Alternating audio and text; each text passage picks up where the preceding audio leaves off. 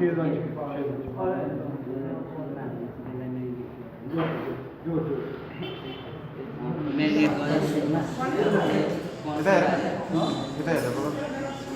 शिव भन्यो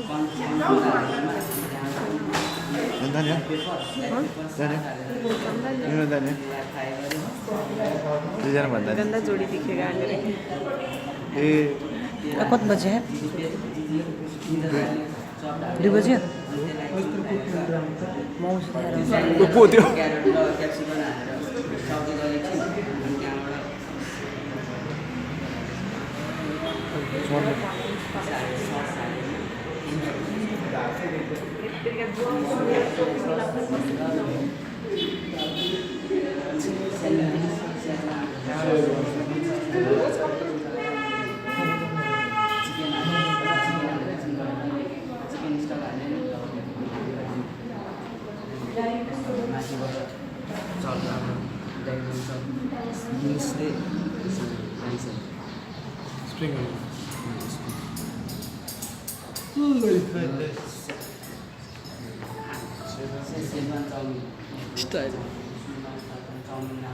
नुडल्सलाई बोइल गऱ्यो अनि राख्यो हल्का तेल दलेर उस गऱ्यो अनि त्यहाँबाट प्यानमा तेल हाल्यो अनि जिन्जर गार्लिक चप हाल्यो अनि एकछिन गयो अनि त्यहाँबाट कटिङ भेजिटेबल्स जुलियम कटिङ भेजिटेबल्सहरू हाल्यो क्यारोट क्याबेज क्याप्सिकम अनि ओनियन हाल्यो त्यसलाई सब्जी गरेर नुडल्स हाल्यो अनि सेजवान सस सोया सस साग हाल्यो चिकन र पाउडर हालेर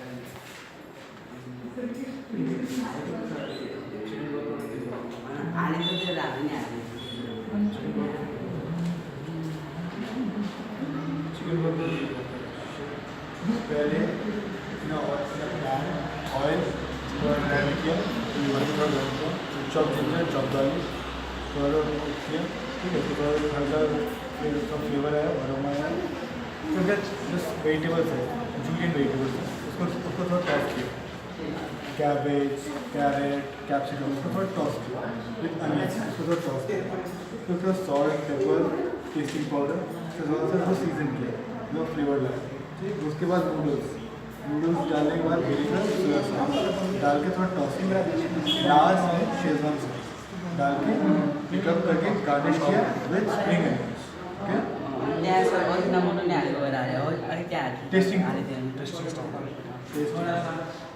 okay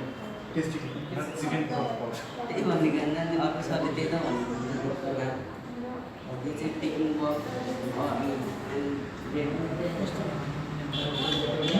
red pepper to chowmein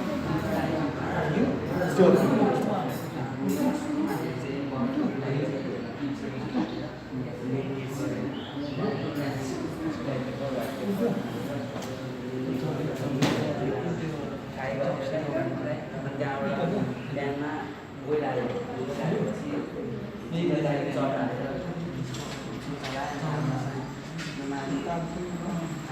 onion capsicum हालेर चलायो सब्जी गरेर टस गरेर त्यहाँबाट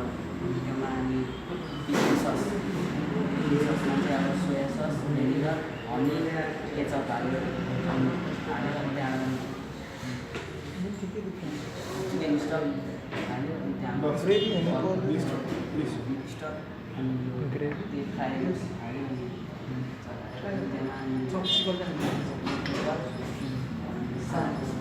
सबैन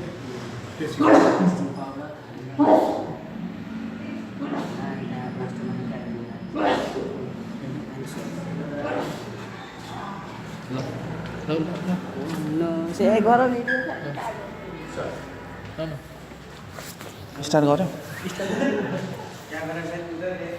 आज मैले चाहिँ